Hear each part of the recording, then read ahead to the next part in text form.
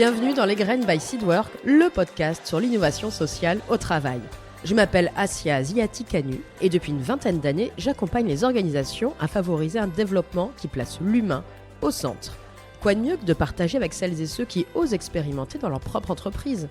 3 fois par an, je vous propose une mini-série sur un thème d'innovation sociale choisi parmi une longue liste. Le temps de travail, le management, la qualité de vie et conditions de travail ou encore les espaces de travail. Rendez-vous donc chaque mois pour découvrir un nouvel épisode de la mini-série sur vos plateformes d'écoute préférées. Apple, Spotify, Deezer, YouTube et sur mon blog Les Graines by Seedwork, accessible depuis mon site internet www.seedwork.fr. Je vous propose de démarrer l'année 2025 avec une toute nouvelle série dédiée à l'égalité professionnelle femmes-hommes, et plus particulièrement sur les parcours des femmes.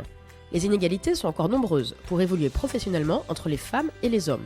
Pourtant, les obligations réglementaires ne manquent pas, mais les stéréotypes de genre et le sexisme, parmi tant d'autres aspects, ont encore un véritable impact au quotidien dans les entreprises. Alors, comment se mobiliser face à ces enjeux d'égalité professionnelle et quelles actions mettre en place ? Dans cette série, allez à la découverte de points de repère et de retours d'expérience pour vous donner envie d'agir. Et je remercie chaleureusement la BRED qui soutient la réalisation de cette série, soutien tout à fait en phase avec ses valeurs coopératives et d'innovation sociale. Dans ce 3e épisode, j'ai le plaisir d'interviewer Anne-Catherine Basset, directrice de la manufacture alpine Jean Rédélé de Dieppe et directrice des opérations industrielles, ainsi que Nathalie Angers-Tourmel, référente mixité, et Colline Noël, sa collaboratrice RH, ainsi que Laetitia Devers, Marilyn Vandel et Vincent Lecat, qui apporteront un regard terrain en tant que collaborateurs et managers. Ils nous apporteront leur regard sur la politique de mixité menée par Alpine, ainsi que plus largement leur retour d'expérience sur les freins et leviers à l'égalité professionnelle.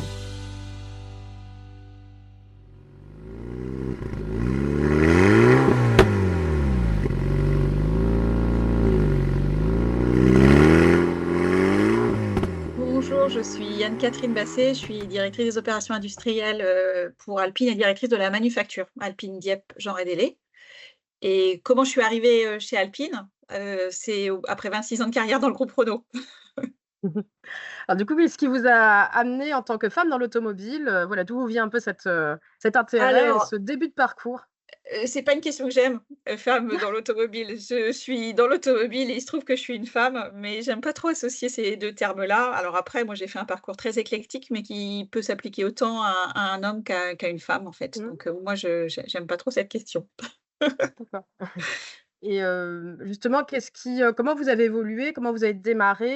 Ouais, je vais Et vous voilà, et faire donc, justement, quels ont été les points de progression? Mmh. je vais vous faire un petit parcours. Donc, moi, là-bas, je suis une ingénieure, donc j'ai fait des études scientifiques et puis, effectivement, j'ai pendant ces 26 ans eu tout un tas de métiers différents dans l'entreprise. J'ai commencé à la direction de la recherche, j'ai ensuite fait, plutôt des activités de conception de produits, concevoir des pièces qu'on met sur l'automobile et puis depuis, 12 ans, je suis plutôt dans les métiers de la fabrication. Et dans les métiers de la fabrication, plutôt des postes, de management, mais c'était déjà le cas, précédemment hein, en conception. Et puis à noter que, le groupe Renault m'a permis à la fois d'avoir des postes en centrale, donc dans les fonctions dites corporate du groupe Renault, mais également beaucoup plus près ce qu'on appelle les opérations, du local, donc à l'usine de Dieppe depuis 3 ans, mais j'ai également été en Roumanie, en Inde, et puis à l'usine de Flins. Voilà, donc un parcours très varié en termes de fonctions, de progression et de sites. Voilà, c'est l'intérêt d'être dans un grand groupe. Oui, finalement, c'est l'opportunité d'avoir des possibilités de parcours variés. Exactement. Donc, enfin, le groupe Renault, promeut la mobilité dans tous les sens du terme, et puis, effectivement, vu que c'est un gros groupe, il y a aussi plein d'implantations géographiques différentes. On avait la chance, il y a encore quelques années, d'être dans une alliance avec Nissan, donc beaucoup d'expositions internationales, beaucoup de parcours différents. Bon après, je ne vais pas vous mentir, il faut aussi un petit peu moteur de sa mobilité, et puis il faut effectivement être, prêt à bouger aussi géographiquement, ce qui était mon cas. Est-ce que vous avez rencontré des freins ou des leviers dans votre parcours et de quelle nature? En fait, il y a eu des moments où j'ai dû me poser des questions sur, mon évolution professionnelle, et j'ai fait le choix finalement de sauter un peu dans l'inconnu, avoir un certain nombre de prises de risques. Ça, c'est quelque chose dont j'ai eu conscience, enfin non, j'ai pas eu conscience, mais que j'ai pratiqué assez tôt sans conscience et que j'ai à peu près ensuite plus conscientisé. C'est-à-dire que c'est important, de faire plusieurs choses, c'est-à-dire de sortir entre guillemets de sa zone de confort, de lever le doigt pour des postes qui peuvent vous intéresser et d'essayer de formaliser un parcours professionnel. Voilà, donc des freins pas tellement, mais des questionnements à un moment et ces questionnements, je les ai plutôt, tournés vers, de la prise de risque et sortir de sa ma zone de confort, en me disant qu'à la fin finalement, au pire, je reviendrai là où j'étais avant et qu'il y avait pas tant que ça d'enjeu, pour relativiser Ça. ces prises de risques.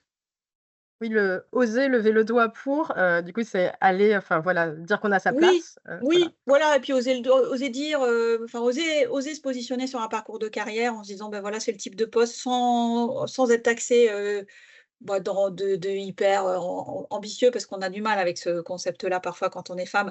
Mais finalement, ne serait-ce que dire, bah, voilà, pensez à moi ou ce type de poste m'intéresse, et puis c'est trouver des soutiens aussi dans l'entreprise, ça sert pas mal, Mmh. pour avoir des gens qui vous développent et puis vous permettent d'oser. Alors justement, vous, quel regard vous portez aujourd'hui sur la place des femmes dans l'automobile et son évolution dans le temps? Alors pour moi, le sujet de la place des femmes, c'était un non-sujet jusqu'à ce que je parte en Inde. Parce que pour le coup, mon expérience en Inde, elle m'a radicalement transformée sur le fait qu'il y avait en tout cas sur la planète des pays où des femmes avaient quand même un certain nombre de difficultés et c'est totalement le cas en Inde. Et finalement, je me suis dit que, moi, ce que j'avais vécu comme finalement pas trop un sujet, peut-être que j'avais eu un certain, environnement bienveillant, plus, un tempérament qui faisait que, j'avais, la possibilité d'évoluer, m'avait fait enfin, pas réaliser qu'il pouvait y avoir, certaines femmes qui se retrouvaient dans des situations, différentes. Donc j'ai franchement évolué sur le concept, à la fois en voyant comment certaines femmes dans certains pays, étaient en difficulté et puis parce que peut-être que moi j'ai quand même été quelque part privilégiée, avec un environnement professionnel, un environnement familial, un tempérament qui faisait que j'avais naturellement eu un goût pour le risque. Et donc quand je suis revenue d'Inde, je me suis dit qu'il y avait quand même quelque chose à faire pour, pousser, la mixité, dans l'entreprise et puis, même si encore une fois, je pense que le groupe Renault est fondamentalement assez bienveillant sur le développement des femmes, mais globalement, on a quand même des progrès à faire systématiques. Après, on reviendra peut-être sur ce qu'on a fait à la manufacture, mais ça se joue sur le recrutement, ça se joue sur le développement et ça se joue sur, proposer des postes aux femmes. Et j'ai eu des hiérarchiques aussi hommes en particulier qui ont assez rapidement été convaincus que engager ce genre de démarche, elle se faisait au service de la performance en fait de l'entreprise et qu'elle nous permettait finalement aussi d'avoir accès à 50 de la population mondiale Oui. et qu'une façon de En rendre termes l'industrie d'attractivité, ben voilà, une c'est façon de rendre intéressant. voilà, une façon de rendre l'industrie attractive, c'est aussi de se dire: «Bah, finalement, on est attractif pour toutes et tous, quel que soit notre sexe, notre âge, nos orientations», voilà et je pense que le groupe Renault a cette tradition aussi de diversité, en fait. Voilà. Et finalement dépasser la notion de genre pour avoir un regard vraiment transversal et global, sur les Oui, sujets, stratégiques, oui, pour oui. l'entreprise. Ouais, hyper important, voilà, enfin le sujet de la diversité, c'est pas que le sujet des hommes et des femmes, en fait. Oui. C'est encore une fois, enfin, bon, je le dis souvent, hein, mais les meilleurs alliés qu'on a, c'est les hommes qui n'avaient des équipes que d'hommes et qui se retrouvent, avec une équipe dans lequel il y a des femmes et qui voient leur équipe transformée et beaucoup plus performante. Là, ça vaut plus que tous les longs discours, en fait, pour Et moi. justement, si on fait un petit focus sur la manufacture de Dieppe, quel regard vous portez un petit peu sur, l'évolution? Quel, enjeu vous avez sur ce sujet de la diversité, de l'inclusion? Bon, bah, ça a fait partie de mes priorités. Donc effectivement, quand je suis arrivée, bien évidemment, enfin, j'étais la première directrice et puis, bah, justement, j'avais conscientisé cette nécessité de renforcer la place, des femmes, dans l'industrie. Et donc, bah, on a mis en place des actions assez, pushy, on va dire, en mettant en particulier le paquet sur le recrutement, en fait. Parce que finalement, c'est déjà ça qu'il faut faire. C'est trop facile, en fait, de bombarder des femmes, en haut de l'organisation. Enfin, c'est facile, enfin, ça peut le faire, mais globalement, il faut commencer par le début, à savoir, créer des viviers, recruter, plus de femmes. Et dans ces cas-là, si c'est pas quelque chose qui vient du haut de la direction, c'est parfois, enfin, un jour une centaine d'excuses. Donc voilà. Donc là, j'ai pas laissé trop le choix sur les pourcentages de recrutement en entrée. Et sur un regard un petit peu sociétal, est-ce que vous trouvez ou pas que c'est difficile, encore trop difficile aujourd'hui de convaincre les jeunes filles qu'elles ont toute leur place, ou pas? Bah, écoutez, on a fait pas mal d'actions là. Enfin, je vois Nathalie, elle est juste à côté parce que Nathalie m'a vachement aidée aussi. Oui, puis on aura l'occasion d'approfondir tout ça aussi. Mais voilà, enfin, on a vachement, enfin, on s'est mis en relation avec les écoles, on s'est connecté avec Elle bouge. Oui, c'est beaucoup d'énergie, en fait, parce que quand on s'intéresse à ce sujet-là, en fait, le problème, c'est que les filles, on les perd à l'école. Donc Mmh. le plus efficace pour nous, c'était, de faire des visites de découverte, de notre usine qui permet de se rendre compte qu'une usine automobile, c'est pas Germinal, c'est pas Mmh. enfin voilà et que c'est hyper moderne et que les femmes y ont toute leur place. Les rencontres avec, les opératrices en particulier, enfin nous on a fait le choix d'avoir, des femmes à tous les niveaux en fait, hein, pour éviter cette représentativité et les femmes en particulier opératrices, j'ai l'impression elles se plaisent bien. Moi, le plus beau cadeau qu'on me donne, c'est qu'en 3 ans, les gens ont vraiment vu, nos équipes se transformer avec, Mmh. des opératrices en ligne. Enfin, vous verrez, je pense, lors de la visite. Oui, puis C'est pas que du PowerPoint, quoi. Voilà. l'occasion d'échanger, voilà, des collaborateurs, collaboratrices justement, pour avoir ce regard global. Mmh. Et parfois, c'est des reconversions très intéressantes, hein. C'est-à-dire que c'est des filles qui avaient, des parcours totalement différents et qui ont vraiment, à un moment, pris le virage de l'industrie et je pense qu'elles y trouvent, du plaisir, de la responsabilité et puis peut-être aussi en termes d'organisation familiale pour certaines, c'est finalement parfois plus simple que d'autres, types de métiers. Mmh. Voilà, parce que c'est quand même on est assez routinier, donc il y a des congés, il y a des horaires, enfin voilà, donc pour certains autres métiers, pas de travail trop le week-end, en Oui. tout cas pas pour l'instant et finalement ça donne un certain équilibre et puis on est professionnalisant. C'est-à-dire que je pense qu'on accompagne aussi les femmes tout au long de leur carrière et on leur donne la possibilité d'évoluer. Oui, du coup, j'aurai l'occasion d'interviewer une collaboratrice qui est en plein parcours manager, donc ce sera l'occasion de voir justement Ouais, ouais, les perspectives et possibilités. le groupe Renault a toujours eu cette tradition sociale. Enfin moi je pense qu'il faut qu'on continue de l'incarner, d'inclusion, de parcours, de Mmh. formation, puis en plus on a des besoins. Est-ce qu'à certains moments, vous avez pu être confrontés à des stéréotypes de genre? Oui, bien sûr, tout Oui? le temps. Tout le Mais temps? moi je Encore très présent? Oui. ouais, en fait ça a vachement évolué quand Vous même avez en des petites 20-25 ans. pépites, non? Ou Ah bah, moi, ma pépite, c'est les calendriers dans les ateliers de la oui, maintenance. Donc oui, voilà, oui. Ah bah, ça je crois que c'est commun, hein, parce que pour intervenir dans l'industrie, dans d'autres secteurs, c'est j'ai vécu le oui, après, mmh, il y a des choses qu'on ne doit plus dire, qu'on ne peut plus dire et je trouve ça très bien. Voilà, nous, on a toléré des choses qu'on tolère pas. Globalement, moi, ce que je vois, c'est finalement plus du paternalisme que de la malveillance. C'est-à-dire: «Ah bah, ouais, mais tu comprends, on va la préserver» ou «On va pas mmh, faire ça» et cetera. Donc c'est plutôt ça, parce que je dirais que toutes les propos, déplacés ou il y a des choses quand même qui ont pas mal évolué, mais voilà, on reste, un environnement où il y a eu beaucoup de garçons traditionnellement et c'est vrai que intégrer des filles, c'est plus enfin, il y a des mentalités qui doivent changer, mais voilà, je dirais c'est plutôt en fait, les hommes sont dans une démarche de paternalisme et donc disent: «Bah, voilà, envie de bien mmh. faire» et à un moment on avait envie de dire: «Stop, non». Enfin voilà, tu lui Les proposes le femmes sont poste, puissantes, peuvent non beaucoup de mais choses. non mais enfin, elle est capable de décider par elle-même, Oui. enfin voilà. Donc c'est ça qu'il faut qu'on arrive à surtout je Mmh. pense dorénavant casser, du management, homme et puis il faut que les femmes on les fasse s'exprimer. Il faut qu'on Oui, les puis fasse sortir de mmh. leur réserve. Oui, oser, ce fameux lever le doigt, oser et Ouais, finalement ouais, d'avoir cet élan, de prendre cette place, ex toute, légitime, qui les attend exactement, finalement. exactement. Puis après, plus on a d'exemples, plus c'est naturel, en fait. Donc, D'accord. voilà, je Mmh. crois beaucoup à la valeur de l'exemple. Et qu'est-ce que vous auriez envie de partager avec des entreprises qui ont pas forcément, cet investissement ou cette vision, qui se posent la question, parce qu'il y a beaucoup de cadres réglementaires sur le sujet aussi, donc finalement de dire, dépasser la stricte, la stricte application du cadre réglementaire pour un véritable engagement. En quoi ça apporte vraiment, Bah, aussi moi, et je vais pourquoi vous c'est parler de important de le faire? performance. Encore une fois, je vais vous parler de performance parce que, enfin, globalement, c'est trop facile d'avoir des équipes, d'hommes blancs de plus de X années dans les équipes. La diversité, c'est juste une façon d'amener de la complémentarité de vue et donc à la fin de la performance pour les équipes, du bien-être, et de la bonne humeur donc je ne v et quand on a du mal à recruter, encore une fois, se couper de 50 de la planète, c'est vraiment dommage. Donc Mmh. voilà, je pense que nos métiers sont attractifs, et être une femme dans l'industrie, c'est juste un bonheur donc il faut essayer de transmettre ça, en fait. Bah, écoutez, je vous remercie pour ce témoignage, ce retour d'expérience et puis moi, je vais pouvoir poursuivre, avec,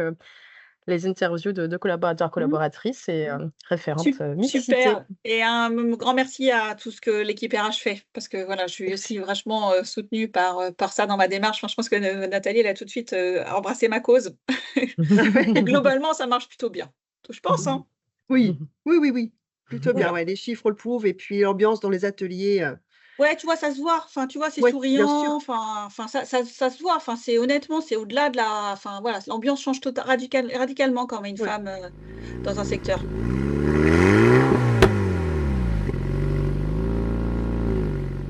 Et combien de femmes en CDI? Alors, on a 22 de femmes en CDI, on a atteint 40 de femmes en intérim et là, on a fini notre campagne de recrutement, des alternances pour la rentrée 2025 et on en sera à 65 d'alternantes.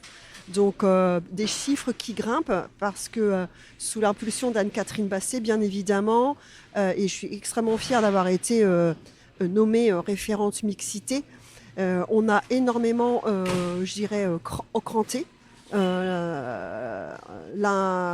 recrutement des femmes. Mais bien évidemment, c'est un recrutement positif, c'est à ISO compétences. On n'a pas recruté pour faire du chiffre. C'est pas de la notion de quota positif au sens. C'est exactement ça. Il faut vraiment que ce soit pour les compétences des femmes et non pas pour faire du chiffre. Ce qui voudrait dire que ce serait complètement, ce serait de la contre-production au final. Si on se dit il faut rentrer des femmes, si on veut dire chiffre, on rentre, il n'y a pas d'intérêt. Donc là, vraiment miser sur la compétence de la moitié de la population qu'on a sur Terre. Exactement. Bon, moi, c'est Nathalie Anger-Tourmel. Je suis chargée ressources et développement et je suis également la référente mixité pour la manufacture alpine. J'ai intégré l'usine en 1999, donc déjà un bon parcours dans cette usine. Bonjour, Colline Noël. J'ai intégré la manufacture en 2022 dans le cadre de mon apprentissage et j'arrive aujourd'hui en fin de parcours pour mon master. Et j'accompagne Nathalie sur les différentes fonctions. Donc un regard avec de l'expérience et de l'ancienneté sur la structure, et un regard plus récent, plus jeune. Donc ce serait intéressant d'avoir votre regard croisé sur la question de la mixité. Vous disiez référente mixité. En quoi ça consiste exactement? Depuis quand la fonction existe et voilà, en quoi ça consiste? Alors, la fonction, elle existe depuis 3 ans maintenant, sous l'impulsion d'Anne-Catherine Basset. Donc, c'est une très belle mission. Mon rôle est d'assurer en fait la mixité, c'est-à-dire le mix homme-femme dans les ateliers, avec le parcours d'intégration pour les collaboratrices associées pour qu'elles puissent monter en compétences dans l'usine. Et du coup, concrètement, comment ça s'est structuré? Quel type d'actions ont été mises en place? Alors, quand j'ai pris mes fonctions, ça fait 3 ans que je suis revenue aux ressources humaines. J'en avais fait déjà un parcours, mais j'ai réintégré ce service en juin 2022. Ce qui s'est passé, c'est qu'on avait un taux de féminisation qui était plutôt faible. Et, c'est-à-dire à peu près à combien? On était aux inférieurs de 17%. D'accord.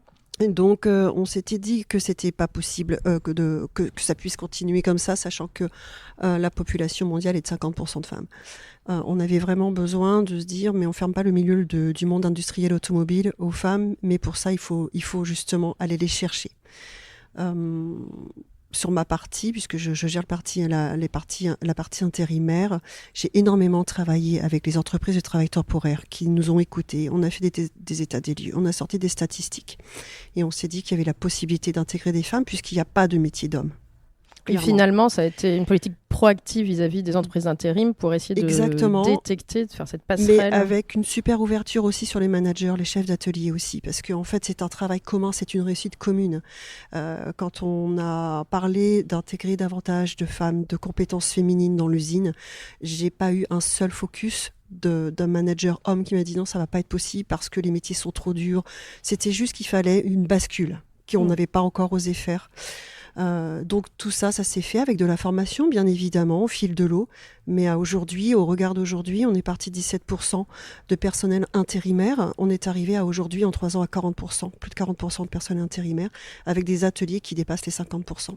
D'accord. Et quand vous dites justement qu'il n'y a pas de métier qui ne puisse pas concerner les femmes, c'est justement, aujourd'hui, les femmes sont présentes dans tous les métiers dans l'entreprise? Exactement, dans tous les secteurs. J'ai aussi travaillé avec toute l'équipe HSE. Et on a étudié les postes aussi, pour pas dire, il y a des postes qui sont trop difficiles. On a dit non, en fait, au final, il y a que 3 postes qui sont très difficiles dans cette usine, qui sont difficiles, mais beaucoup plus physiques. On a dit ok, on les a ciblés. Maintenant, ça veut dire que tout le restant, c'est accessible aux femmes. Et à partir de ce moment-là, on a dit go, on y va. Et donc, elles ont intégré tous les secteurs.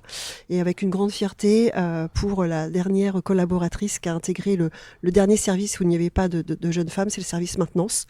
Et ça, c'est une super fierté puisque la jeune femme, en plus, c'est par le biais d'insertion professionnelle. Cette jeune femme qui a tout juste 20 ans va rester avec nous. On va lui faire un parcours d'alternance. Et donc là, pour moi, pour nous, avec Colline, c'est une super réussite. Et effectivement, de retour d'expérience, un peu, je mets ma casquette de préventrice, quand on s'interroge sur les conditions de travail, sur les différents postes, finalement, d'intégrer des femmes, ça permet d'améliorer aussi les conditions de travail pour toutes et tous, et finalement, peut-être d'agir sur des postes pour les hommes y compris. Mais bien sûr, ça a apporté de la sérénité dans les ateliers aussi, cette mixité, c'est aussi des compétences, du partage. Les femmes ont beaucoup de compétences, c'est que des fois, elles sont beaucoup plus en retrait, elles osent moins s'exprimer probablement, mais maintenant ça y est, on arrive à des très beaux résultats, de très très beaux résultats, des femmes qui s'imposent sur différents métiers, que ce soit des opératrices ou des techniciennes, des cadres, on a des très très beaux parcours. Donc, alors, justement sur le fait de oser, peut-être Colline, est-ce que vous pouvez nous expliquer un petit peu votre action sur le sujet de la mixité, et notamment je crois que vous intervenez aussi auprès des écoles et des plus jeunes. Effectivement, on est intervenu avec Nathalie auprès des plus jeunes, on essaie de les sensibiliser sur ces sujets, donc on est intervenu sur des classes de collège, donc allant de la 6e jusqu'à la 3e. Et finalement, on se rend compte que les plus jeunes sont déjà très ouverts sur ces sujets de diversité et de mixité, et que les parcours sont importants et sont axés aussi sur les femmes. Donc pas de frein du point de vue de la jeunesse, mais effectivement, il faut pouvoir les orienter et les aiguiller sur ces différents sujets qui peuvent être encore assez flous pour des jeunes personnes. Arriver à se projeter concrètement sur un métier, finalement. Exactement, avoir une vision du secteur industriel, de ce qu'on peut faire comme métier dans l'industrie aussi, tout bêtement, parce qu'il y a énormément de métiers, et c'est aussi pouvoir se positionner en tant que femme et se projeter sur des métiers industriels. D'accord. Et oui, parce que finalement, il y a eu cette première action envers les sociétés d'intérim, ces actions auprès des écoles, parce que vous disiez peut-être avant d'agir sur les écoles d'ingénieurs, il faut pouvoir qu'il y ait des femmes aussi qui arrivent dans ces fameuses écoles, qui accèdent à ces parcours. Du coup, par quels moyens vous les sensibilisez ? Est-ce que vous avez été surpris par certaines choses ? Non, pas surprise. On est intervenu, donc c'est sûr, dans les écoles. On a participé à beaucoup de job dating. On est aussi intervenu énormément auprès d'organismes d'insertion professionnelle.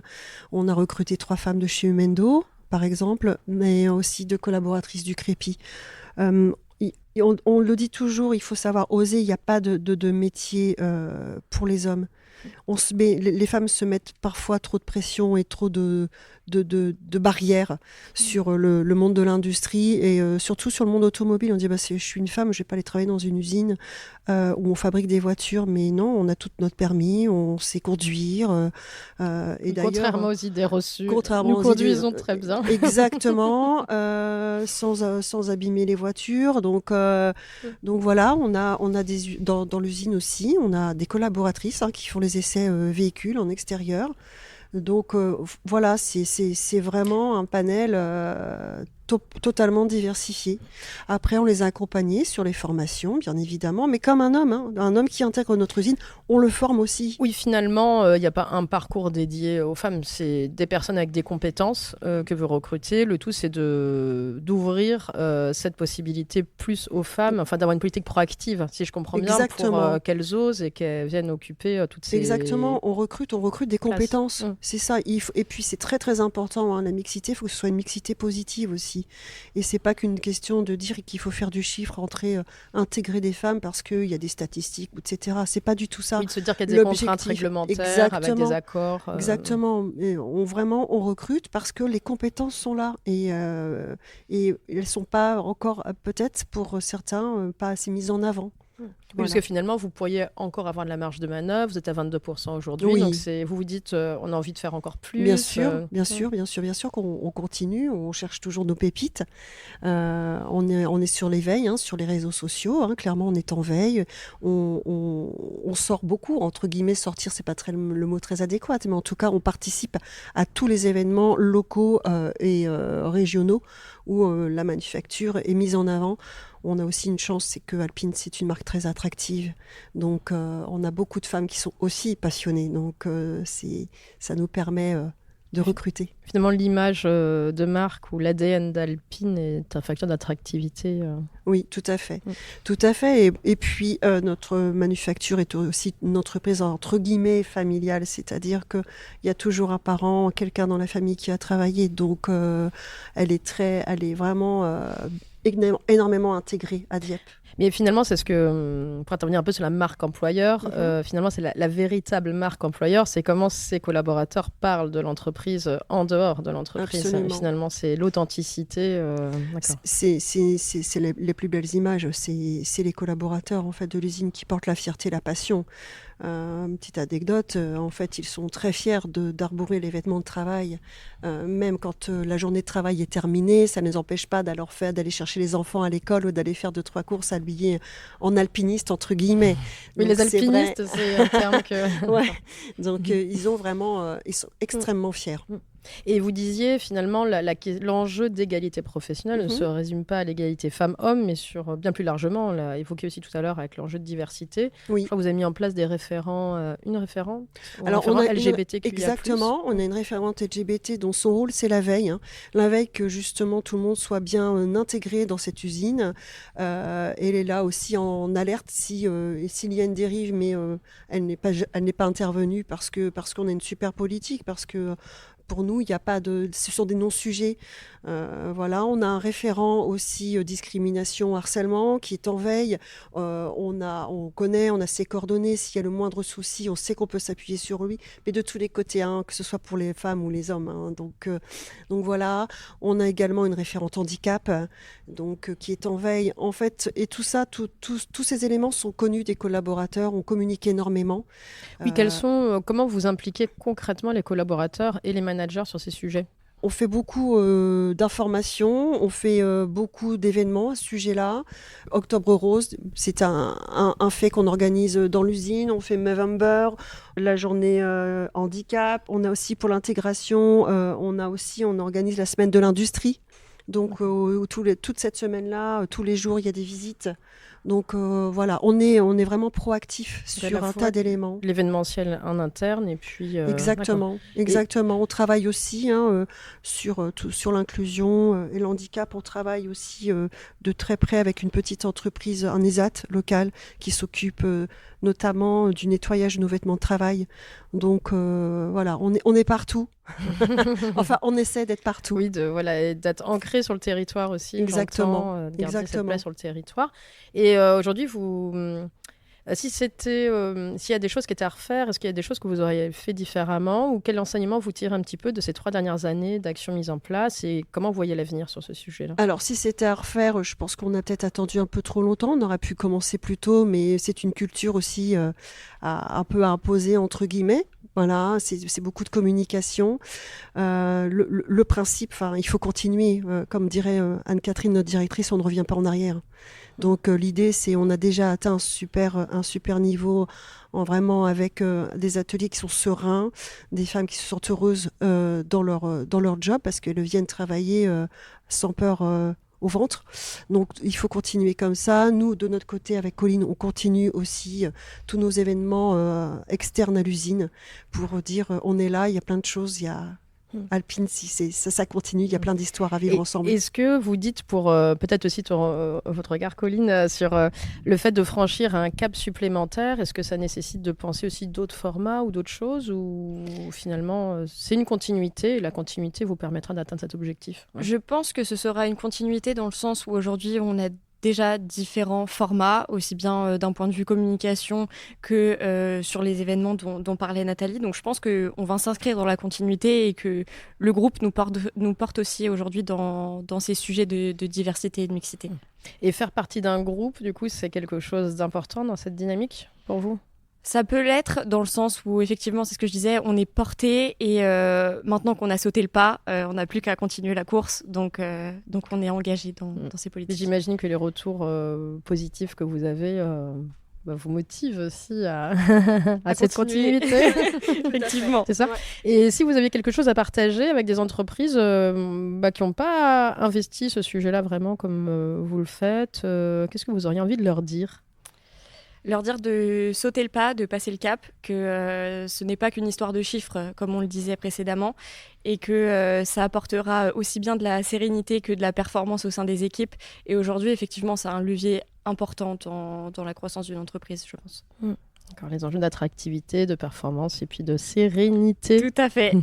Et Nathalie, un dernier mot peut-être pour les homologues RH d'autres entreprises. Mais d'oser, il faut y aller, ne vous privez pas de compétences, il faut le faire, clairement. Et les femmes ont toute leur place et au plus dans tôt. Ce monde et le plus vite possible. Voilà.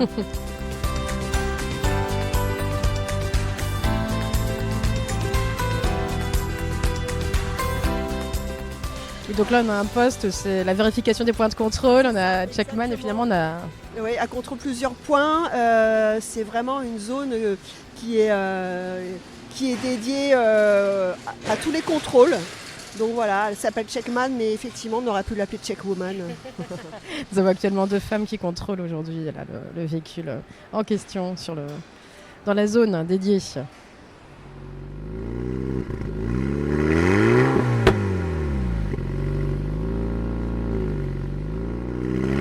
Bonjour Marilyn, Laetitia et Vincent. Est-ce que vous pourriez chacune vous présenter votre fonction et puis depuis combien de temps vous êtes dans l'entreprise ? Bonjour, je m'appelle Marilyn. Je suis dans l'entreprise depuis décembre 2017. J'ai commencé en tant qu'intérimaire et j'ai été embauchée en juillet 2019 en retouche. Et depuis, je suis toujours en retouche et depuis mi-2024, je suis en parcours CU. Et retouche, c'est quoi concrètement pour les néophytes comme moi ? En fait, on va régler tous les problèmes qu'il peut y avoir sur la voiture une fois qu'elle est terminée. Des bruits, des pièces dégradées, des pièces à changer, enfin vraiment tout ce qui fait que la voiture va arriver très bonne chez le client. Moi, c'est Laetitia. Je suis rentrée en 2000 chez Alpine en tant qu'intérimaire. Donc 8 ans d'intérim, embauchée après en peinture en tant que polyvalente en 2008. Passé chef d'équipe en 2012 en peinture, puis au montage en 2021. Et maintenant, je suis chef d'atelier en tôlerie depuis 2023. Alors bonjour, je me présente Vincent Leca. Donc moi, je suis chef d'atelier aujourd'hui donc en montage. Ça fait une dizaine d'années que je suis maintenant chez Alpine. J'ai eu l'opportunité d'exercer les mêmes responsabilités au sein d'atelier tôlerie, au sein d'atelier peinture. Et puis de voir justement les avancées notables en termes de recrutement donc, de femmes dont on va parler. D'accord, oui. Depuis 10 ans, de voir l'entreprise qui a évolué. Ouais.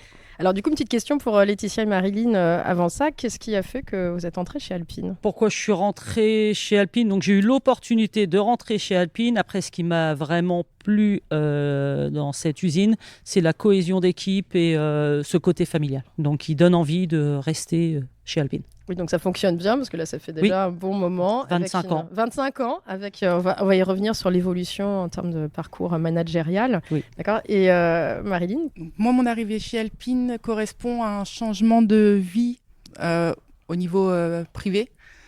J'étais dans la vente avant et je voulais avoir un peu plus de temps pour mes enfants et puis travailler les week-ends. Donc, j'ai cherché toujours dans des métiers manuels. Et j'ai commencé chez Alpine en intérim. Et c'est vrai que l'état d'esprit du groupe, de l'usine, le côté familial qu'a dit Laetitia, c'est vraiment ce qui m'a plu. Et j'ai aussi vu qu'il y avait des possibilités d'évolution et d'avoir un éventail de travail assez important. Pouvoir changer, faire plein de choses développer des différentes. compétences, d'apprendre des choses nouvelles et d'avoir un vrai parcours. C'est ça. D'accord. Et puis l'équilibre, vie pro, vie personnelle peut-être, avec l'organisation des horaires de travail sur le week-end. Oui, c'est ça. Et comment, toutes les deux, et puis après je donnerai la parole à Vincent, le secteur de l'automobile reste encore un secteur qui est plus masculin que féminin, même si les femmes sont de plus en plus importantes et présentes. Vous, à l'arrivée dans l'entreprise, est-ce que c'est quelque chose qui vous a marqué, peut-être d'être moins nombreuses en tant que femme, ou pas? Et comment vous avez vécu les choses? L'arrivée dans les ateliers C'est pas quelque chose qui m'a marqué, c'est pas quelque chose auquel je fais vraiment attention. Et j'ai jamais eu de collègues masculins qui m'ont fait sentir que j'étais pas à ma place en tant que femme. Alors moi non plus, ça m'a pas du tout marqué. Après, pour l'anecdote, en 2008, quand on est embauché, on n'était que 2 femmes sur 20. Donc 2 peintres plus une monteuse. Là maintenant, le pourcentage est beaucoup plus élevé. On est à 22% d'embauche sur 3 ans. Donc oui, l'évolution est très très notable. D'accord. Après non plus, j'ai pas eu de difficulté en termes de montée en compétences. Les hommes m'ont toujours aidé. J'ai eu des hommes managers qui m'ont monté en compétences et qui m'ont fait gagner ma confiance que j'ai maintenant. Est-ce qu'il y a le côté oser se sentir légitime, Oui, que la il y a- légitimité elle est là, oui. et que finalement Oui. qu'il y a un cap à franchir, Oui. de se dire je suis légitime et j'ai ma place? Alors en tant que chef d'atelier, oui, il y a ce côté légitime. En tant que CU, je l'ai moins vécu. CU, Chef du ET. d'accord. Et Vincent, du coup, qui depuis 10 ans a vu l'entreprise évoluer, l'arrivée des femmes dans les ateliers, est-ce que ça a changé des choses ou comment ça a été perçu? Alors, c'était perçu, moi, de manière très personnelle, de manière très, très bienveillante. Et j'ai vu vraiment une source de performance dans le recrutement donc, des femmes, puisque si je prends l'exemple, en fin de compte, d'un mécanicien qui doit être habile, qui doit être minutieux, avec l'esprit tourné vers le client, c'est clairement le profil d'une femme où j'ai pu tester clairement donc, des femmes sur des postes d'assemblage moteur qui demandent de la minutie, avec justement des améliorations en termes de qualité. Donc ça, c'était prouvé, c'est factuel, et je suis énormément ravi d'avoir des femmes donc, sur ces postes-là, et j'encourage d'autant plus donc, à recruter sur ces postes dits critiques, parce que j'y vois vraiment une nette amélioration. D'accord. Donc il y a un changement depuis l'arrivée de femmes. Un changement, et puis avec Nathalie, donc, j'ai pu justement participer au recrutement donc, de ce personnel féminin, donc moi, c'est vraiment avec un réel plaisir, et j'encourage donc ce dynamisme. Vous avez entendu vous parler de cette politique sur le terrain du coup de mixité, ou c'est quelque chose qui a été présent, ou vous avez senti un changement ou pas dans les 10 Oui, dernières années? depuis 10 ans, comme le dit Laetitia, en fin de compte, on a eu vraiment une évolution, même si aujourd'hui on a 22% de recrutement de femmes, ce n'était pas le cas donc, il y a 10 ans. Donc moi, je les ai vus arriver donc, d'année en année, et je pense qu'il faut amplifier encore ce phénomène dans d'autres ateliers, parce que pour avoir vu en tôlerie, donc tu as quand même maintenant quelques-unes collaboratrices, tu en as quand même pas mal. En peinture, il y a plus, puisqu'en fin de compte, c'est des métiers où ça demande encore plus de minutie, et je pense qu'au niveau du montage, on doit encore accélérer les choses. D'accord. Ouais. Oui, parce que finalement, je mets ma casquette un petit peu aussi d'intervenante préventrice. Dans d'autres secteurs, des fois, il y a des répartitions un peu sexuées des métiers où les tâches minutieuses, on va placer les femmes, sur les autres, on va mettre des hommes. Mais finalement, on se rend compte que tout le monde peut réussir dans les différents Exactement, postes. il faut casser ces stéréotypes, puisqu'en fin de compte, de manière très historique, on dit des hommes dans le monde masculin parce qu'on doit porter des charges lourdes. C'est faux. Aujourd'hui, avec l'innovation, on a des assistances qui permettent aux opératrices de porter des charges et de pouvoir faire les opérations comme les hommes. Donc tout ça, c'est faux. Et il faut justement donc, en parler pour attirer les femmes. Donc, oui, finalement, dans le monde casser industriel. l'image ancienne Tout de à fait. l'industrie. Et sur les données nationales conditions de travail, finalement, on se rend compte que même les femmes sont plus, de façon générale, exposées aux maladies professionnelles parce que justement, elles vont être sur des postes parfois plus minutieux parce qu'elles ne pourront pas être remplacées par des robots, là où sur des tâches plus conséquentes, les robots pourront remplacer. Donc des fois, voilà, il peut y avoir, tout dépend. En tout cas, ça peut. S'il faut casser en tout cas les stéréotypes, Oui. ça c'est certain, pour ne pas avoir de répartition. D'accord. Et pour toutes les deux, vous êtes dans le cadre d'un parcours manager. Enfin, en tout cas, Laetitia l'a réalisé et puis Marilyn est en plein dedans, je crois. Vous pouvez nous dire ce que c'est, en quoi ça consiste? Ou alors Marilyn, comme Alors elle est... moi, mon parcours en tant que manager, Alpine Renault m'a donné des opportunités en montée en compétences. Donc on passe des diplômes. Pour tout ce qui est monté en compétences, donc un parcours chef du ET, donc avec des validations CQPM. Et en termes de chef d'atelier, c'est identique. Un parcours aussi chef d'atelier que j'ai passé l'année dernière. C'est très valorisant aussi pour nous. Et Marilyn, tu es dans ce parcours-là actuellement ou en fin de parcours? Comment ça se passe? Je suis dans ce parcours-là actuellement, donc j'ai la gestion de l'UET retouche, avec de l'aide forcément encore. Je suis bien accompagnée pour réussir à prendre ce poste. Donc je gère toute une équipe, c'est ça. Là, je commence à apprendre à gérer une UET, à à gérer les défauts, les aléas, à organiser le travail. Est-ce qu'à un moment donné, sur cette posture managériale, vous vous êtes posé des questions sur le fait d'être une femme ou ça n'a pas du tout été un sujet ? Pour ma part, ça n'a pas du tout été un sujet. Pour moi non plus. Non plus, d'accord. Donc c'est des sujets complètement intégrés. Je posais la question parce que parfois, voilà, selon les contextes, ça peut l'être, mais du coup, ça montre que l'accompagnement est vraiment complet. Et qu'est-ce que vous auriez envie de dire peut-être à des jeunes filles qui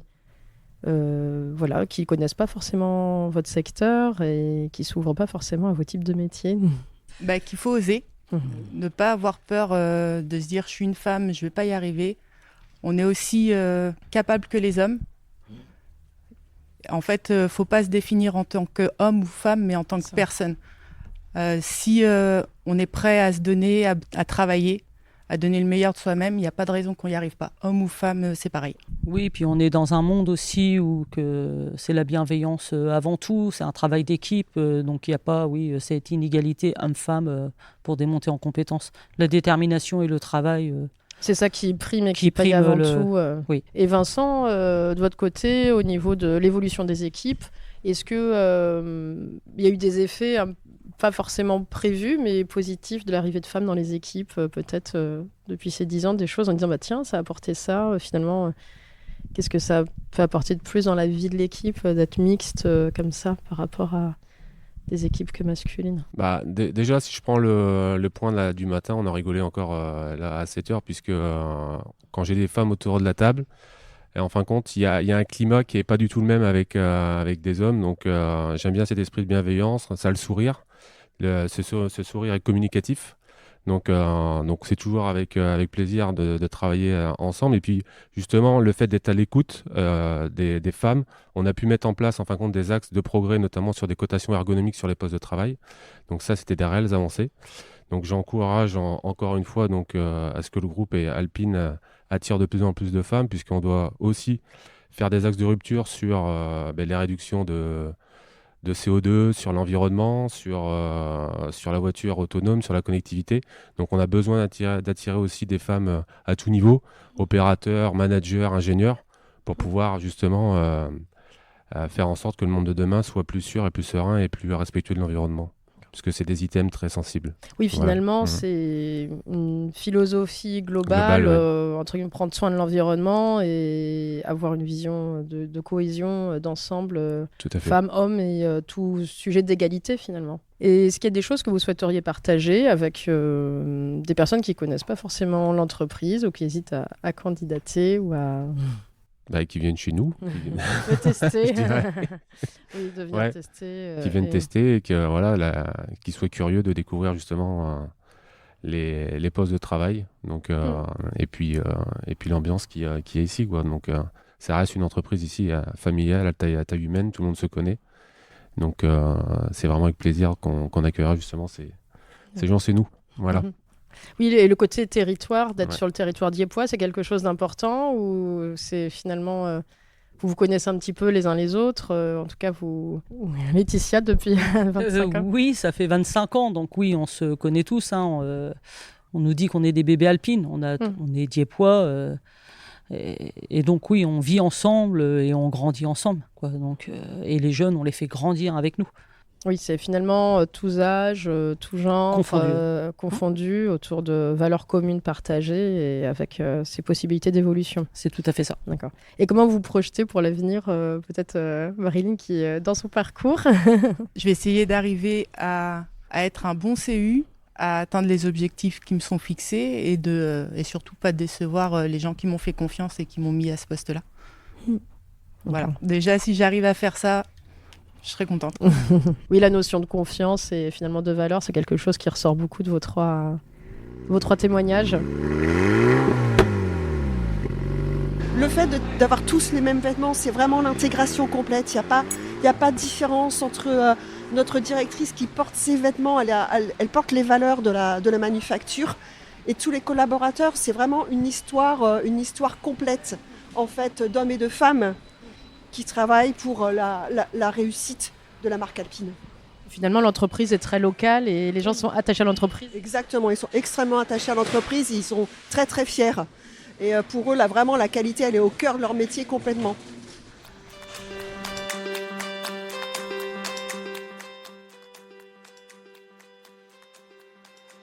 Un grand merci à tous les intervenants. Ces témoignages illustrent combien, pour agir en faveur d'une réelle égalité professionnelle, il faut à la fois être proactif, s'ouvrir sur l'extérieur, déconstruire des stéréotypes et surtout agir pour toutes et tous. Rendez-vous prochainement pour une nouvelle série thématique.